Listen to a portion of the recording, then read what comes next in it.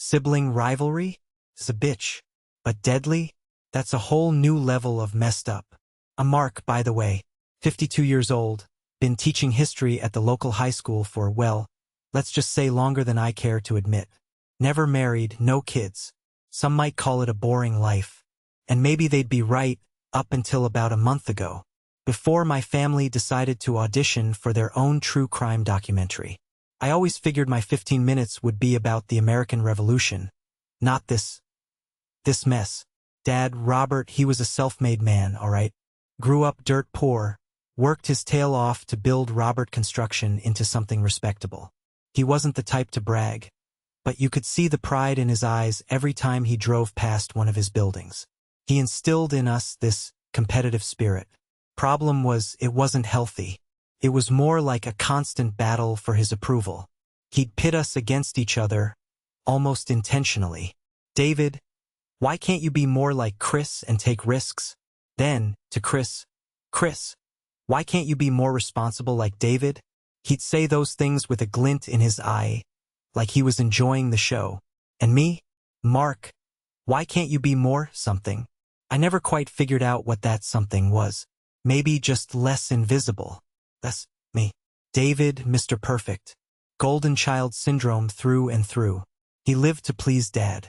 Every A on his report card, every touchdown, every promotion at the company, it was all about Daddy's approval. He even married a woman, Emily, who Dad seemed to particularly like, prim, proper, and eager to please just like David. Emily was a small-town beauty queen, all smiles and perfectly coiffed hair. You could tell she worked hard at being the perfect wife. They had 2 kids, perfect little carbon copies of their parents. Little league, dance recitals, the whole 9 yards. Living the American dream, or so it seemed. Underneath, though, I always sensed this simmering resentment from David. Like he was afraid of losing his top spot.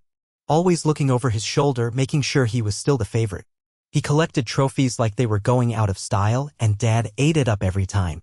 I remember one Thanksgiving, David brought home some award he'd won at work. Chris just rolled his eyes and told him to get a real hobby. Dad didn't find that very funny. Chris, on the other hand, he was a hurricane. Always stirring up trouble. Dropped out of college after 1 semester, claiming it was brainwashing. Bounced from job to job, always clashing with Dad. He had this artistic side, this rebellious streak that Dad just couldn't understand. Chris was never afraid to speak his mind, which in our family was practically a crime. He dated a string of women, mostly artsy types with tattoos and piercings that made Dad's blood pressure spike.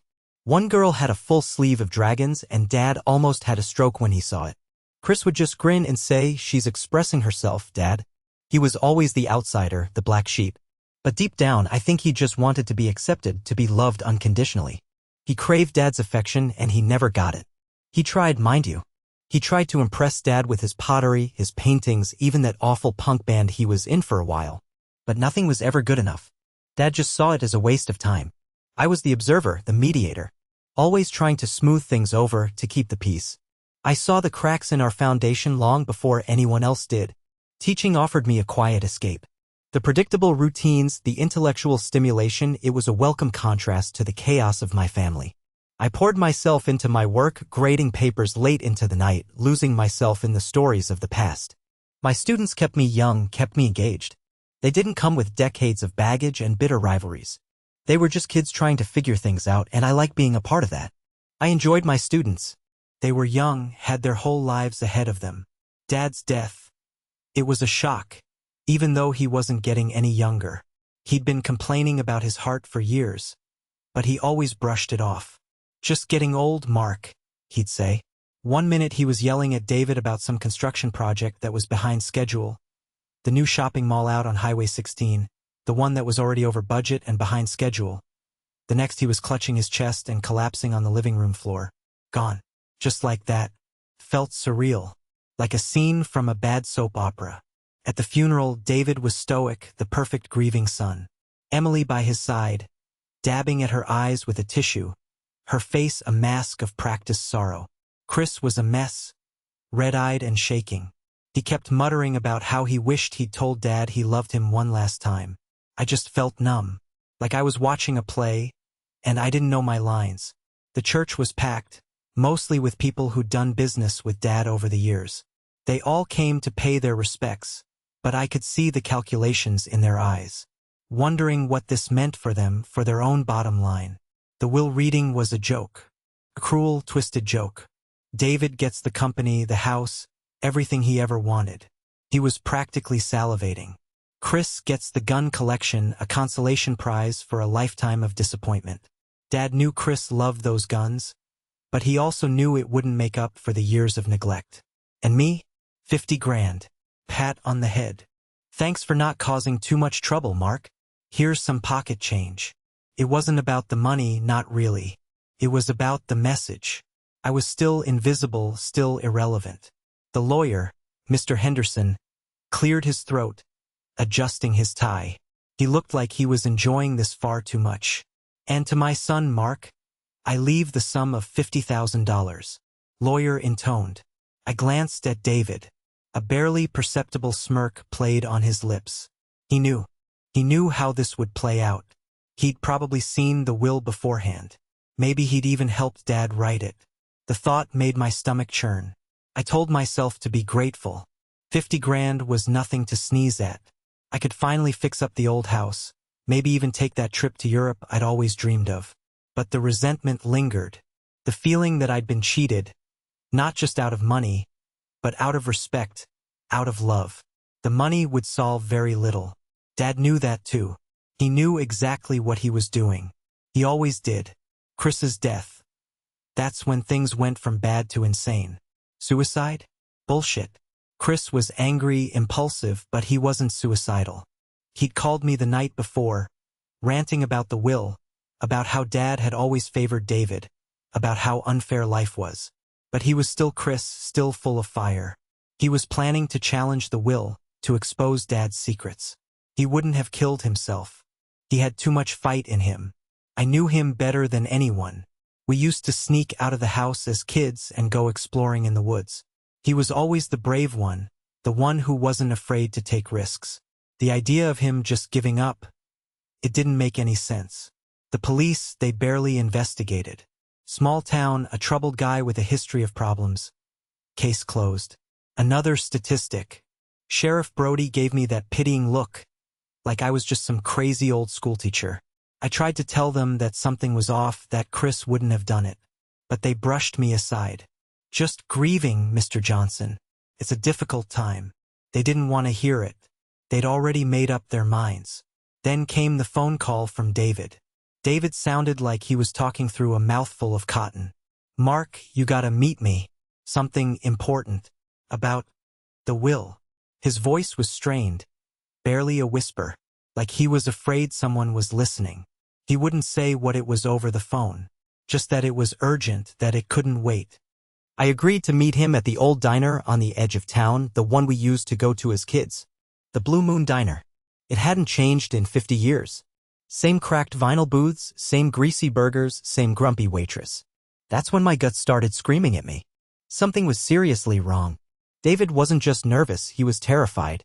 And his insistence on meeting in secret, it reeked of desperation. Like he was cornered and he was looking for a way out. Before the meeting, I did a little digging of my own. Started with Dad's finances. Robert Construction was successful, yes, but not wildly so. We lived comfortably, but we weren't exactly rolling in dough. So where did the money for the antique gun collection come from? Those weren't just any guns, they were collector's items, worth a fortune. And what about the rumors I'd heard over the years, whispers about Dad being involved in some shady deals back in the day? Backroom poker games, veiled threats, favors called in at ungodly hours. I'd always dismissed them as small-town gossip, but now I wasn't so sure. I started combing through old documents, bank statements, anything I could get my hands on.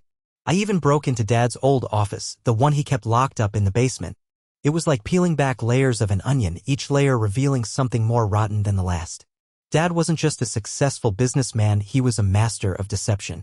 He had offshore accounts, hidden assets, and a whole network of shady contacts. David was also in it, involved too. Not just a dumb golden child. He was Dad's accomplice, his enforcer. He knew where the bodies were buried. Literally, maybe. The more I dug, the more dangerous it became. I started receiving strange phone calls, hang-ups in the middle of the night. I saw a car parked outside my house, its occupants watching me. A black sedan with tinted windows, the kind you see in movies. I knew I was getting close to something big, something someone wanted to keep buried. David was the key. He'd been Dad's right-hand man for years. He knew everything. But what did he want to tell me? And why now after Chris was dead? Was he trying to confess? Or was he setting me up? I knew David didn't want to talk. He wanted to silence me just like he silenced Chris. I don't think for a second that Chris killed himself. David found out he was going to contest the will, and it all went south after that. Maybe they argued, maybe David lost control. Or maybe it was planned all along. So that's the story so far. My brothers, a deadly rivalry, and inheritance that's revealed a legacy of crime. I'm going to expose them all, no matter the cost. Even if it means risking my own life. I've made copies of everything I've found, stashed them in a safe place. A safety deposit box at the bank under a false name. If anything happens to me, I've arranged for them to be released to the authorities. They won't get away with this. Justice will be served. Next time, I'm going to tell you about my meeting with David and exactly what he confessed. I'm also going to reveal the hidden secrets, the lies, and the real reason Christopher Johnson ended up dead. I'm going to show you the darkness that lurked beneath the surface of my family. Stay tuned, folks. This is far from over. Be ready for what's coming up next. This is going to get ugly.